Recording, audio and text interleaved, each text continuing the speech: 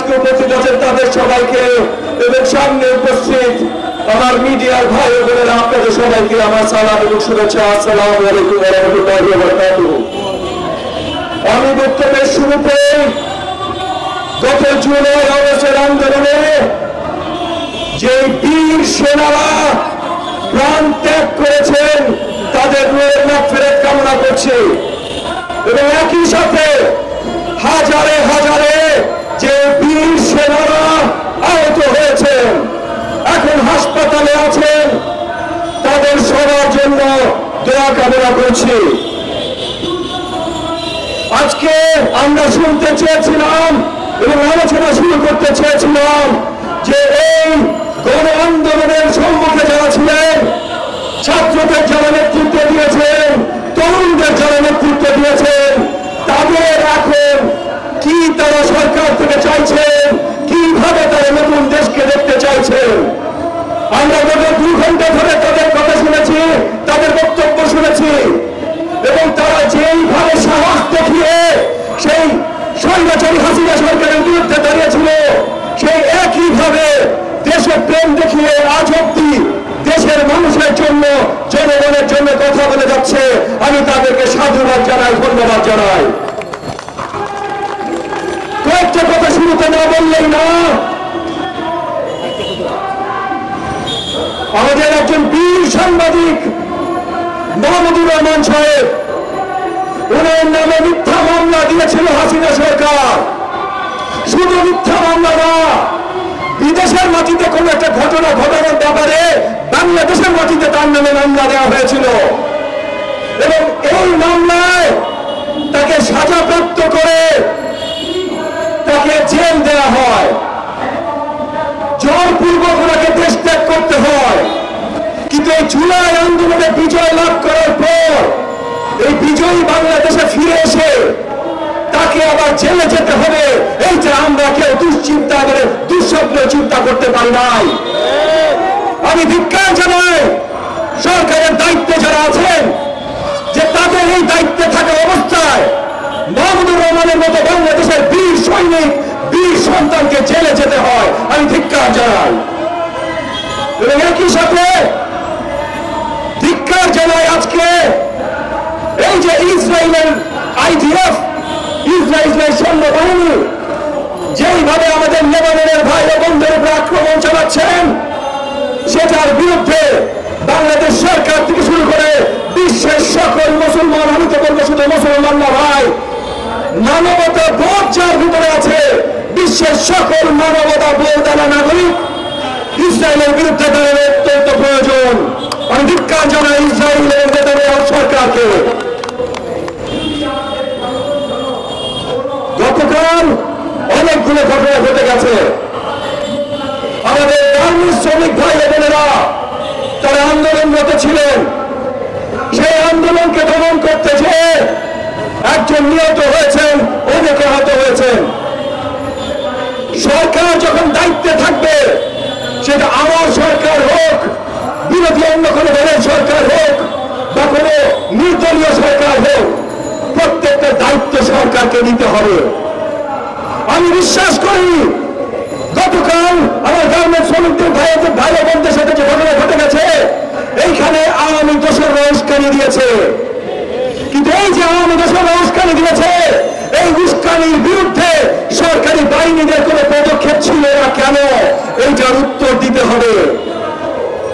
একই সাথে গতকাল মাননীয় প্রধান উপদেষ্টার বাসভবন ঘেরাও করা হয়েছে।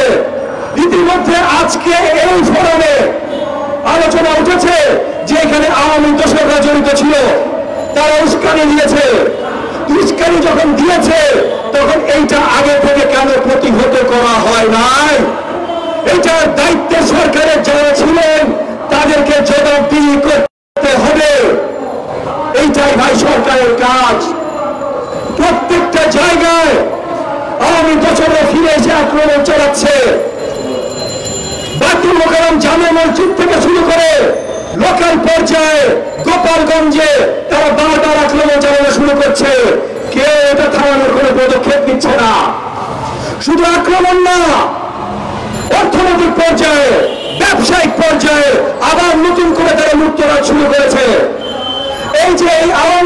এমপি যে মালিক ডরিন পাওয়ারের আওয়ামী লীগের শাসনে বলে ডরিন অনেক বড় বড় কন্ট্রাক্ট হাতিয়ে নিয়েছে। এই যে রিটেল পাওয়ার প্ল্যান্ট অনেকগুলো হাতিয়ে নিয়েছে। গত কয়েকদিন ধরে আমরা খবরে জানতে পাচ্ছি যে ডরিন পাওয়ার প্ল্যান্ট সরকারের কাছে টাকা তো নিয়েই যাচ্ছে, কিন্তু যেহেতু তারা এই সরকারের দোষর ছিল এখন পলাতক, সেই পাওয়ার প্ল্যান্ট গুলো থেকে এখন তারা বেশি দামে লুকিয়ে লুকিয়ে বিক্রি করা শুরু করে দিয়েছে। কোন জায়গায় আওয়ামী দুষ্কৃতিকারীদের দুঃশাসনের কাজবাজ লুটপাট এখনো শেষ হয় নাই। শেষ কেন হচ্ছে না এইটার জবাব সরকারকে দিতে হবে। সরকার 6টা নতুন কমিশন গঠন করেছে, আমরা সাধুবাদ জানিয়েছি। আরো আগে গঠন করা উচিত ছিল, তবুও দেরি হলে গঠন করেছে, আমরা সাধুবাদ জানিয়েছি। কিন্তু গঠন করার পর থেকে এটা প্রশ্নবিদ্ধ। যাদেরকে দিয়ে গঠন করিয়েছে তারা নিজেরাই নাকি অনেকে জানতেন না যে তারা এটার দায়িত্ব কিভাবে গঠন করলো। যাদেরকে দিয়ে গঠন করেছেন তারা নিজেরাই জানে না তাদের কতখানি ক্ষমতা আছে এটা কার্যকরী করার জন্য। তাইলে কিভাবে হলো ভাই? কাজ তো তারা শুরু করতেই পারে নাই। এখন পর্যন্ত সরকারি প্রজ্ঞাপন জারির জন্য তারা অপেক্ষায় আছে, যারা প্রজ্ঞাপন জারি হলে তারা কাজ শুরু করতে পারে। এই যে গাফলতি হচ্ছে, এই যে প্রত্যেকটা জায়গায় দেরি হচ্ছে, এইটার জবাব তো ভাই সরকারকে দিতে হবে। সরকারের আলোচনা আসি, অন্তর্বর্তীকালীন সরকারকে আমরা সবাই বসিয়েছি, আমরা অনেক আশা করে বসিয়েছি এবং আমরা এখনো অনেক আশাবাদী। এক মুহূর্তের জন্য আমার মিডিয়া ভাই বোনেরা মনে করবেন না যে আমি এতগুলো প্রশ্ন তুলছি অন্তর্বর্তীকালীন সরকারের উপরে যে তাদের বিরোধিতা করছি, না ভাই, তাদের সমালোচনা করছি। এই সরকার আমরা বসিয়েছি, এই সরকার যেন ঠিকভাবে কাজ করতে পারে এইটাও কিন্তু আমাদের প্রয়োজন। তারা যে ভুল করছে এই ভুলগুলো ধরিয়ে দেওয়ার সমালোচনা করানো অত্যন্ত গুরুত্বপূর্ণ। সুশীল সমাজের ব্যক্তিরা যারা বলছে সরকারের ভুল কেন ধরেন, ভাই আপনারাই এককালে আগামী সরকারের কোনো ভুল ধরার সাহস রাখতেন না। সুশীল সমাজের নাগরিকরা যারা বলছেন যে এই সরকারকে 6 বছর সময় দেন, তারা সময় নিয়ে কাজ করবে, ভাই আপনাদের জন্য বলছি এই সরকারকে আপনারা বসান নাই, গুলি খেয়ে রক্ত দিয়ে আমরা বসিয়েছি। এই সরকারে যদি 6 বছর থাকতে হয় আমরা বলবো 6 বছর থাকতে হবে কিনা। এবং এই সরকারের শুধু এই সরকার না, যে কোনো সরকারকে বাংলাদেশের মাটিতে দাঁড়াইতে হলে জনগণের কাছে জবাবদিহি হইতে হবে। প্রত্যেকটা সমালোচনার উত্তর তাদের দিতে হবে, প্রত্যেকটা প্রশ্নের উত্তর তাদের দিতে হবে। বিশেষ করে আমরা যারা বসিয়েছি ভাই আমাদের উত্তর তো দিতেই হবে। সরকার এখন পর্যন্ত কোনো উত্তর দেওয়ার জায়গায় আসে নাই, এটা আমি অত্যন্ত দুঃখের সাথে বলছি। আমাদের সাথে এখনো আলোচনায় বসে নাই, না বসলে আমাদের সাথে আলোচনায়। আমি দুঃখিত ভাই, হাসিনা সরকার 15.5 বছর ধরে প্রোপাগান্ডা চালিয়েছে যে যারা রাজনীতি করে তারা দুষ্কৃতিকারী। ঠিক আছে ভাই, আমরা রাজনীতি করি, গুলি আমরা খাই, রক্ত আমরা দেই, প্রত্যেকবার জনগণের কোনো প্রয়োজন হলে রাজপথে আমরা থাকি, তবুও মাইনে নিলাম ভাই আমরা দুষ্কৃতিকারী, বলবো না আমাদের সাথে কথা। কিন্তু জনগণের সাথে তো কথা বলো, জনগণের সাথে ভোট ছাড়া কথা বলতে পারবে না, ভোট দিতে সময় লাগবে। ঠিক আছে, ক্যামেরার মধ্যে তো কথা বলো, প্রত্যেকদিন ডাক দাও ক্যামেরাকে। এই যে আমার মিডিয়া ভাই বোনদের তাদের ডাক দাও, ডাক দিয়ে পরিষ্কার করে তাদের বলো এইটাতে দেরি কেন হচ্ছে, এটা কেন করলো, এটা কেন করলো, সবকিছুতে এত রহস্য কেন, নির্বাচন কবে হবে এত রহস্য কেন, সরকার কি করছে, কমিশন কি করবে এত রহস্য কেন, সব জায়গায় রহস্য কেন। আমরা যদি দেখি আজকে যুক্তরাষ্ট্রে দেখেন, যুক্তরাজ্যে দেখেন, হোয়াইট হাউসে দেখেন, প্রত্যেক দিন তারা বাধ্য ক্যামেরার সামনে এসে উত্তর দিতে বাধ্য না। আমরা দেখি নাই এই যে হোয়াইট হাউসের স্টেট ডিপার্টমেন্টে আমাদের জার্নালিস্টরা যা প্রশ্ন করেছে হাসিনা সরকারকে সাপোর্ট কেন দেন, আমরা দেখি নাই। তাইলে আমরা যখন নতুন নির্দলীয় সরকার বসিয়েছি সংস্কার করার জন্য, তারা এতটুকু উত্তর দিতে পারবে না, এইটা আমরা আশা করতে পারি না। রক্তের বন্যা বলে দিয়েছি। জুলাই আগস্টের আন্দোলনের কথা যদি আসেন, আমার ছাত্র ভাইয়েরা আজকে বলেছে 17.5 কোটি বাংলাদেশের জনগণ রক্ত দিয়েছে, সাহস করে সবাই দাঁড়িয়েছে। বাংলাদেশের মাটিতে 5ই আগস্ট যারা দাঁড়ানো ছিল দেখেছে ভাই, 17.5 কোটি জনতার মিনিমাম 15 কোটি রাজপথে ছিল 5 তারিখে। তাইলে এই আন্দোলন কারোর কুক্ষিগত আন্দোলন না। এখানে পরিষ্কার করতে হবে, ধোঁয়াশা করা যাবে না। কে মাস্টার মাইন্ড এইসব ধোঁয়াশা মার্কা কথাবার্তা বলা যাবে না ভাই। মাস্টার মাইন্ড কি জোর করে হাসিনাকে দিয়ে সবাইকে রাজাকার গালি দিয়েছে? মাস্টার মাইন্ড কি আবু সাইদকে শিখিয়ে দিয়েছিল যে তুমি নির্ভীক ভাবে দেশের জন্য, গণতন্ত্রের জন্য, জনগণের জন্য প্রাণ দাও? মাস্টার মাইন্ড শিখিয়ে দিয়েছিল? এইসব বললেন না ভাই, এইসব বই না। আমাদের ছাত্র নেতারা যারা ছিল, এই যে সমন্বয় মাহফুজ পর্যন্ত, ওদেরকেও ছোট করবেন না। ওদের অনেক বড় অবদান আছে। আজকে এইখানে বসে আছে ছাত্র নেতারা, তাদের যেমন বড় অবদান আছে, আমরা যারা আছি অবদান আছে। আপনারা যারা দেখি নাই, আমরা সবকিছু দেখলাম কেমনে গুলি করছে। আমি নেমে সামনে ছিলাম ভাই, আমার পাশে গুলি খেয়েছে, আমি গুলি খেয়েছি। কিন্তু এই যে 17.5 কোটি জনগণ গুলির চিত্র দেখলো কেমনে? কারণ আপনারা আমার মিডিয়া ভাইয়েরা দেখিয়েছেন। আপনারা যদি সাহস করে না, আপনারা যদি সাহস করে গুলি যখন নিক্ষেপ করছিল ওখানে দাঁড়ায় ফটো ছবি না তুলতেন, ভিডিও না তুলতেন, যদি তোয়াক্কা না করতেন যে গুলি লাগলে আমার গায়ে লাগবে কিন্তু আমি আজকে দেখাই ছাড়বো ইনশাআল্লাহ, এইরকম সাহসিকতা যদি আপনারা না দেখাইতেন, তাহলে ঘোড়ার দিনের মাস্টার মাইন্ড হইতো আর ঘোড়ার দিনের আন্দোলন হইতো। আমি সাধুবাদ জানাই আপনাদেরকে আপনাদের সাহসিকতার জন্য। সব কিছু ধোঁয়াশা রাখা হবে না ভাই, পরিষ্কার করতে হবে। সামনে লক্ষ্য উদ্দেশ্য পরিষ্কার করতে হবে। আমি বিশ্বাস করি এখন দরকার সবাই একসাথে দাঁড়ানো। একসাথে দাঁড়াইতে হলে সরকারেরই দায়িত্ব সবাইকে ডাকা, সংলাপে ডাকতে হবে, সবাইকে সংলাপে ডাকতে হবে, রাজনৈতিক দলদের ডাকতে হবে।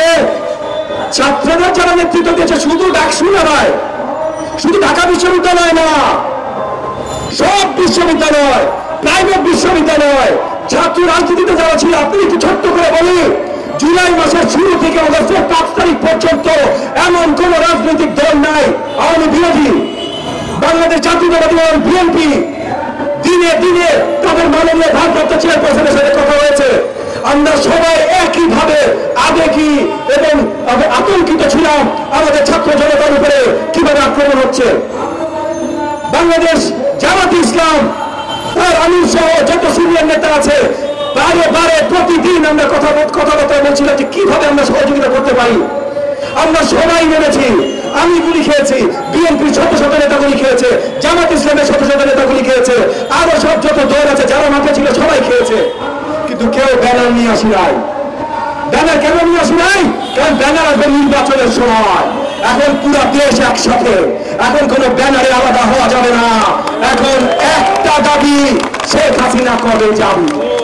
শেখ হাসিনা গেছে কিন্তু তার দোষরা যায় নাই, এবং যতই আমরা ধোঁয়াশা রাখবো ততই দোষরা ফেরত আসার সুযোগ পাবে।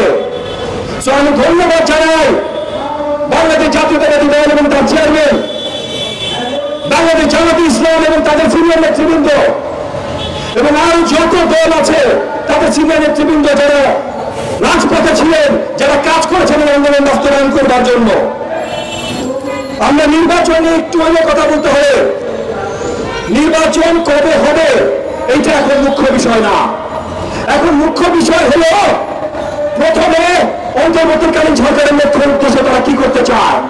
আমি বিশ্বাস করি তাদের বড় লক্ষ্য উদ্দেশ্য হওয়া উচিত নির্বাচন। যদি সেইটা হয় তাহলে নির্বাচন দেওয়ার জন্য কি কি সংস্কার লাগবে এটা নিয়ে আলোচনায় বসতে হবে।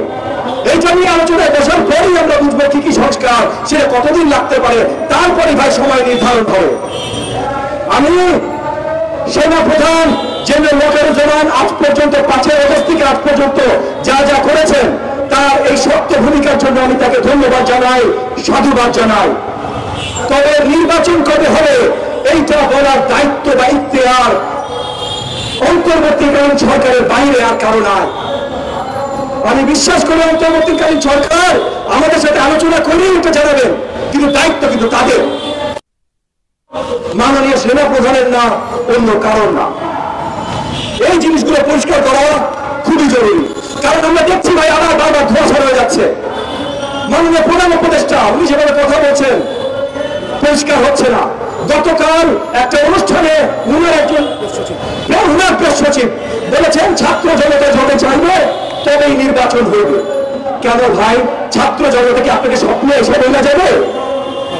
ছাত্র জনতা মানে কি ছাত্র না জনতা, নাকি আপনার সাথে ক্যাবিনেটে যারা আছে সেই ছাত্র দুইটা? কারা? পরিষ্কার করেন ভাই। কারণ জনতার বলার মাত্র দুইটা উপায় আছে, একটা হলো নির্বাচন, ভোট। আপনি বলছেন সেই নির্বাচন দেওয়ার জন্যই জনতার কাছে জানতে হবে। জনতার কাছে জানার যে একমাত্র উপায়, সেই উপায় নির্ধারণ করার আগে আপনি বলছেন সেটা দিতে হলে জনতার কাছে জানতে হবে। তাহলে জনতা কেমনে জানাবে? আর দ্বিতীয় উপায় যেটা বাকি থাকে সেটা হলো রাজপথে নামা। আপনাদের বিরুদ্ধে আমরা রাজপথে নামতে চাই না। আপনাদেরকে আমরা বসিয়েছি যেন রাজপথে সহজে নামতে না হয়। আপনারা শুধু আলোচনায় ডাক দেন, আমরা আলোচনা করে কাজ করি। এবং এই আলোচনায় আওয়ামী দোষকদের যেন না ডাকা হয়। আমরা ইতিমধ্যে বলেছি এবং প্রয়োজনে আইনি ব্যবস্থা নিব যেন আওয়ামী লীগের সাথে যে 14 জন ছিল তাদেরকে নিষিদ্ধ ঘোষণা করা হয়। কিন্তু একই সাথে আমি বলছি 2014 নির্বাচন থেকে 24 নির্বাচন পর্যন্ত এবং প্রত্যেকটা অন্যায়ের সাথে হাসিনার সাথে পাশে যে দাঁড়িয়েছিল জাতীয় পার্টি, এই জাতীয় পার্টি 14 দলের অংশীদার যদি নাও হয়, আমি প্রত্যেকটা অন্যায়ের অংশীদার। আমি জোর গলায় আবেদন জানাচ্ছি অন্তর্বর্তীকালীন সরকারের প্রতি, কোন ধরনের আলোচনায় যেন এই জাতীয় পার্টিকে দাওয়াত না জানানো হয়। এই জাতীয় পার্টিকে যদি আপনারা দাওয়াত জানান, তাহলে এই যে শত শত হাজার হাজার যে নিহত বীর জুলাই আগস্টের আন্দোলনে, লক্ষাধিক যে আহত বীর, তাদের প্রতি আপনারা অসম্মান জানাবেন। এই কাজটা আপনারা করবেন না। আমরা আজকে এই পোডিয়ামে দাঁড়িয়ে ছাত্র নেতৃত্বদের কাছে যা শুনেছি, গণমাধ্যমের কাছে শুনে যাচ্ছি, এবং রাজনৈতিক দল ভাই আমরা ইউনিয়ন পর্যায়ে, গ্রাম পর্যায়ে আমাদের কানেকশন আছে, আমরা সেখান থেকে যা শুনছি, সবাই ভাই আমাদেরকে একটা কথাই বলছে এখনো কিন্তু একতার প্রয়োজন আছে। এখনো কি হলো ভাই, আপনারা সবাই আলাদা আলাদা হবেন কেন? আমরা কেউ আলাদা হতে চাই না। আমি বাংলাদেশ জামাত ইসলাম সহ প্রত্যেকটি ইসলামী দলকে আহ্বান জানাচ্ছি, আগস্টের 5 তারিখ পর্যন্ত যেমন আমরা একসাথে কাঁধে কাঁধ মিলিয়েছিলাম, জামাত ইসলাম বলেন, খেলাফত মজলিস বলেন, জামায়াতে ইসলাম বলেন, ইসলামী আন্দোলন বলেন, প্রত্যেকটা দলের নেতার সাথে, যেটা আবার বললাম প্রত্যেক দিন আমার আলোচনা হয়েছে কিভাবে আমরা সহযোগিতা করতে পারি, আমরা সবাই কিন্তু একসাথে ছিলাম। আমি বিশ্বাস রাখি যে আমরা এখনো একসাথে থেকে এই দেশটা করতে পারি। এবং এই জায়গায় আমি আরেকবার এই সুরে আমার একই একতার সুরে যে কথা বলছে বিএনপির মাননীয় ভারপ্রাপ্ত চেয়ারপারসন জনাব তারেক রহমান, আমি তাকেও সাধুবাদ এবং ধন্যবাদ জানাই যে সেও বারবার কিন্তু এই একতার কথা বলছে এবং বলছে সরকার গঠন হলেও একসাথে জাতীয় সরকার গঠন করবে। এইটার জন্য তাকে আমি ধন্যবাদ এবং স্বাগতম জানাই। একই সাথে আমার মিডিয়া ভাই বোনেরা, আপনাদের কাছে আমি অনুরোধ জানাই, এই যে স্বৈরাচারী হাসিনা, সে যখনই চট করে পট করে ঢোকার খবর ছাড়বে, এই খবরগুলো আপনারা প্লিজ এইভাবে প্রচার করবেন না। এই খবরগুলো আপনারা যখন প্রচার করেন, আমি বুঝছি নাই, আপনারা চিন্তা করেন জনগণ জানতে চায়, ভালো কথা, সব জিনিস না জানাইলেও চলে এত বড় করে। কারণ আপনারা যখন এগুলো প্রচার করেন, তখন এই যে তাদের দোষররা সাহস পাওয়া যায়, যেই সাহসে কালকে গার্মেন্টসের আন্দোলন হয়েছে, যেই সাহস পাওয়ার পর কালকে যমুনায় আন্দোলন হয়েছে, এই সাহস পাওয়া যায়। এবং একই সাথে এই যে বাকি সব বাংলাদেশের আপামর জনগণ, তারা ভীত হয়ে যায় যে এত কষ্ট করে গুলি খেয়ে রক্ত দিয়ে হাসিনাকে আমরা বিতাড়িত করলাম, সে কি আবার সহজে ফিরে আসবে? আপনাদের প্রতি আমি অনুরোধ জানাই, আপনারা এগুলা প্রচার করেন না।